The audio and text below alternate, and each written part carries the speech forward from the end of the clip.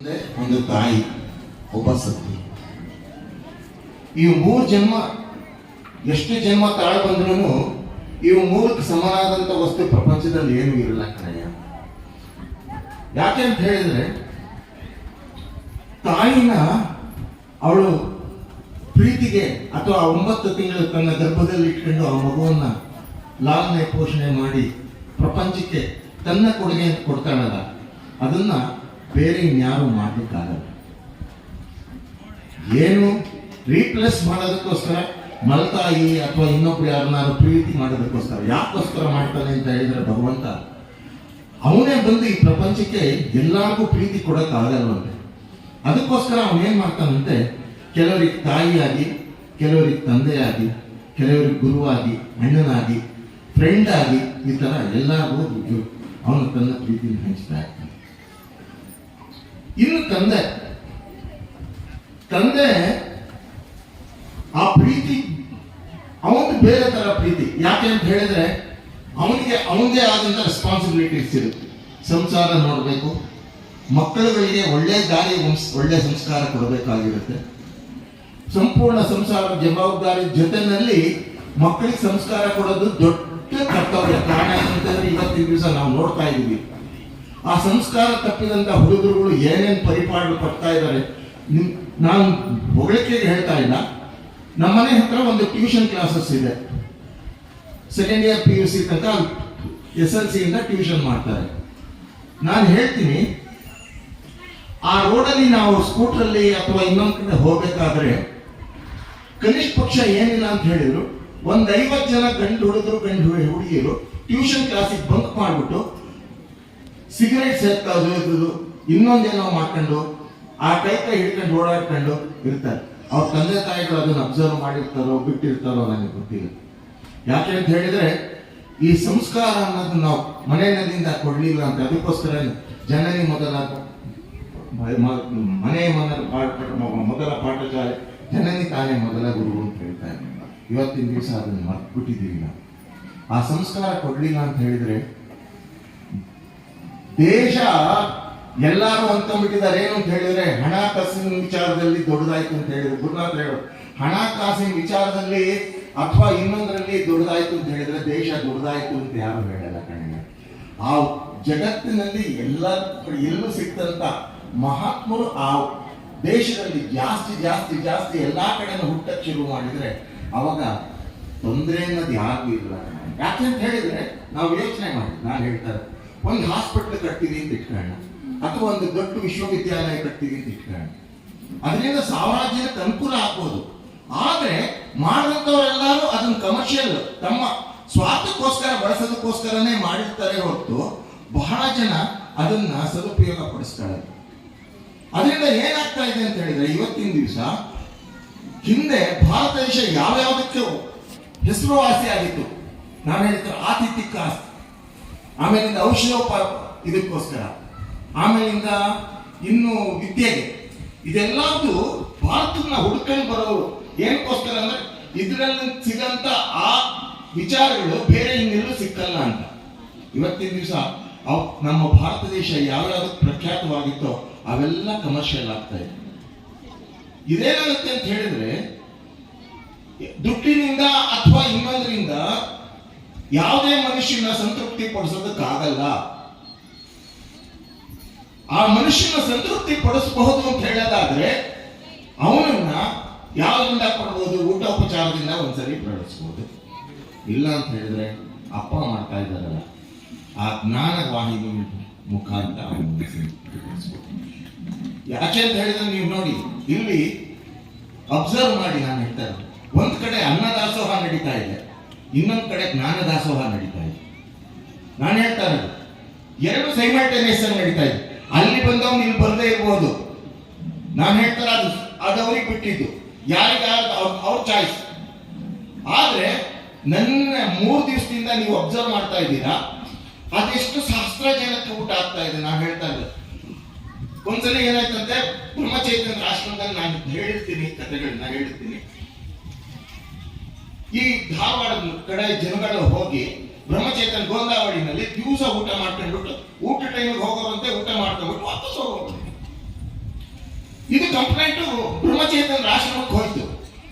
ಗುರುಗಳೇ ಬ್ರಹ್ಮಚೇತ ಆ ಧಾರವಾಡದ ಮಂದಿ ಸುಮ್ಮ ದಂಡು ಕಟ್ಕೊಂಡು ಬರ್ತಾರೆ, ಊಟ ಮಾಡ್ಬಿಡ್ತಾರೆ, ಏನು ಕೆಲಸ ಮಾಡ್ಲಿಕ್ಕಿಲ್ಲ, ಹೋಗ್ಬಿಡ್ತಾರೆ.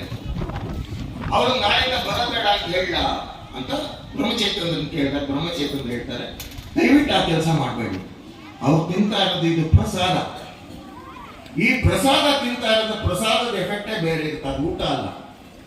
ಯಾಕೆ ಅಂತ ಹೇಳಿದ್ರೆ ನಾವು ಮನೆಯಲ್ಲಿ ತಿನ್ನೋದು ಊಟ ಆಗುತ್ತೆ, ಅದನ್ನ ಭಗವಂತನಿಗೆ ಅರ್ಪಣೆ ಮಾಡಿ ನಾವು ಊಟ ಮಾಡಿ ತಿಂದಾಗ ಅದು ಪ್ರಸಾದವಾಗುತ್ತೆ. ಆ ಪ್ರಸಾದನ ತಿಂದಿದ್ರದ ಎಫೆಕ್ಟ್ ನಿಮ್ಗೆ ಗೊತ್ತಾಗುತ್ತೆ, ಸುಮ್ಮನಿರಿ. ಇದಾದ ಒಂದು 3-4 ತಿಂಗಳಲ್ಲಿ ಆ ಆಶ್ರಮದ ಸಂಪೂರ್ಣ ಕೆಲಸವನ್ನ ಆ ಧಾರವಾಡದ ಮಂದಿ ಮಾಡಕ್ಕೆ ಶುರು ಮಾಡಿದ್ರು. ಸೌದೆ ಹೊಡೆಯೋದು, ನೀರು ಸೇದೋದು, ಕಸ ಗುಡಿಸೋದು ಎಲ್ಲದನ್ನು. ಅಂದ್ರೆ ಅವ್ರು ಇವತ್ತಿನ ದಿವಸ ತಿಂದ್ಬಿಟ್ಟು ಹಾಗೆ ಹೋಗಿರ್ಬೋದು, ಅದ್ರ ಎಫೆಕ್ಟ್ ಎಲ್ಲೂ ಹೋಗಲ್ಲ. ಕಾರಣ ಏನಂತ ಹೇಳಿದ್ರೆ ಅದ್ರ ವೈಬ್ರೇಷನ್ಸ್ ಇದ್ದೇ ಇರುತ್ತೆ. ಯಾಕೆಂದ್ರೆ ಇದು ಪ್ರಸಾದ. ಅಲ್ಲಿ ಆ ತರ ನಡೀತಾ ಇದ್ರೆ ಇಲ್ಲಿ ಜ್ಞಾನದಾಸೋಹ ನಡೀತಾ ಇದೆ. ಯಾಕೆಂದ್ರೆ ಎಲ್ಲಾರು ನಾವು ಒಂದೇ ಸ್ಟೇಜಲ್ಲಿ ನೋಡಕ್ಕಾಗಲ್ಲ, ಮಾತಾಡ್ಸಕ್ಕಾಗಲ್ಲ. ಅದಕ್ಕೋಸ್ಕರ ಅಪ್ಪ ಏನ್ ಮಾಡ್ತಾ ಇದ್ದಾರೆ ಅಂದ್ರೆ ಪ್ರಸಾದನಂತ ನಮ್ಮ ಶ್ರೀಧರಣ್ಣನಂತ ನರಸಿಂಹಮೂರ್ತಿಗಳಂತ ಇನ್ನೂ ಅನೇಕ ಮಹಾನ್ ಭಾವರನ್ನ ಒಂದು ವೇದಿಕೆ ಮೇಲೆ ಕೂರಿಸಿ ಅವರ ಸದ್ವಿಚಾರಗಳನ್ನ ನಮ್ಮ ಮುಂದೆ ಹೇಳಿಸ್ತಾರೆ. ಯಾಕೆ ಅಂತ ಹೇಳಿದ್ರೆ ಯಾರಿಗೆ ಯಾವ ಪಾಯಿಂಟ್ ಅಲ್ಲಿ ಬ್ಯಾಟ್ರಿ ಟಾರ್ಚರ್ ಎನರ್ಜಿ ಪಾಸ್ ಆಗುತ್ತೋ ಗೊತ್ತಿಲ್ಲ. ಯಾಕೆಂದ್ರೆ ಎಲ್ಲರಿಗೂ ಒಂದೇ ವಿಚಾರ ಹಿಡಿಸಲ್ಲ.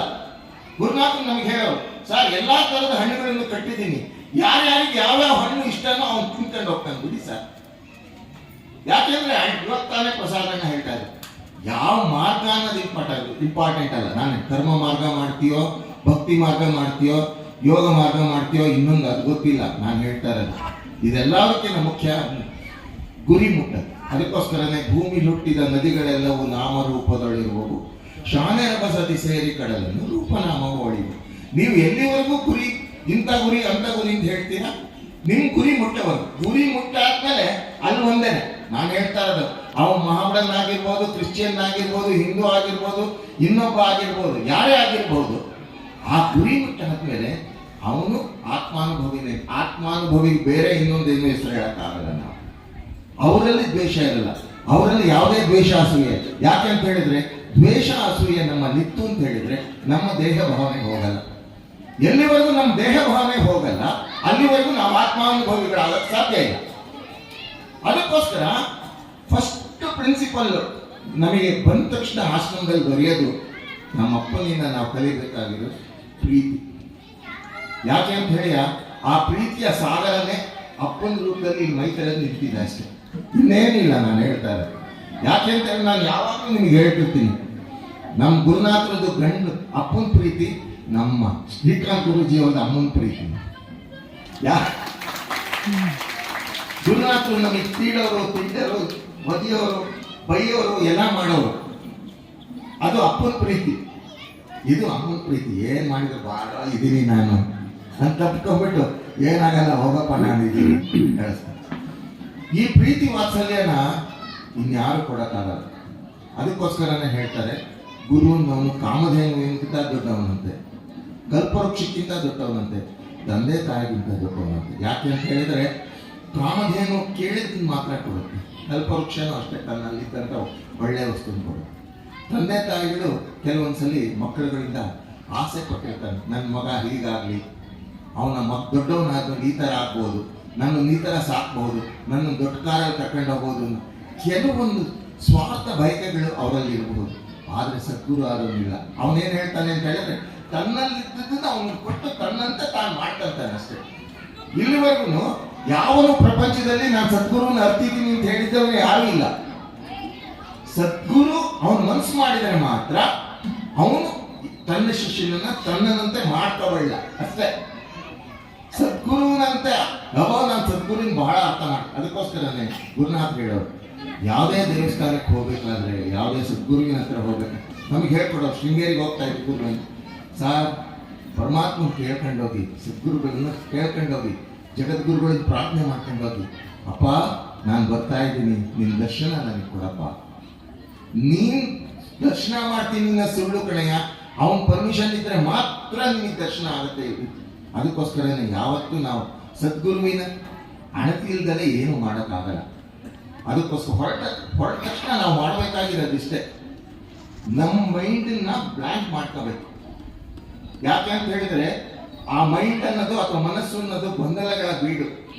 ಹೊರಟ ತಕ್ಷಣ ಏನೇನೋ ವಿಚಾರಗಳು, ಇದನ್ನ ಕೇಳಬೇಕು, ಅದನ್ನ ಕೇಳಬೇಕು, ಅದನ್ನ ಕೇಳಬೇಕು, ಇದನ್ನ ಕೇಳಬೇಕು, ಪಟ್ಟಿ ಪಟ್ಟಿ ಪಟ್ಟಿ ನಮ್ಮ ಹಿಂದೆ ಬರ್ತಾನೆ ಇರುತ್ತೆ.